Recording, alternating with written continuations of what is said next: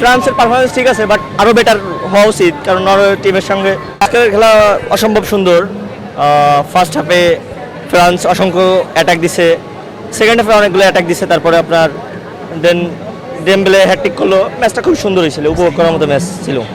এবারে বিশ্বকাপে আসলে এবার সেভাবে মানে পারফরমেন্স দেখে কিছু বলা যাচ্ছে না। এবার আসলে সবাই দেখতে পাচ্ছেন এক এক সময় এক এক রকম, প্রত্যেকটা দল, ছোট দল খুব ভালো করতেছে, ইভেন প্রত্যেকটা দলই ভালো করছে। এখন পর্যায়ে দেখা যাচ্ছে আর্জেন্টিনা, ফ্রান্স এগুলো ফেভারিট টিম, ব্রাজিল অবশ্যই ব্রাজিল ফেভারিট থাকবে, তারপরে আপনার পর্তুগাল। এর মাঝখান দিয়ে দেখতে হবে যে সেমিফাইনালের পর্যন্ত কারা ভালো করে, সেমিফাইনালের পরে দেখা যাচ্ছে যে আসলে ডিসাইড করা যায়। এরা আসলে ডিসাইড করা অসম্ভব।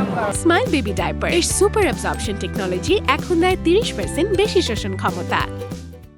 আমার পছন্দের খেলার অলওয়েজ নেইমার, মেসি, রোনালদো, তিনজনই ফেভারিট। আমি তিনজনই খেলা উপভোগ করতে চাই। This is last world cup, আমরা সবাই চাই যে সুন্দরভাবে ম্যাচগুলো উপভোগ করি।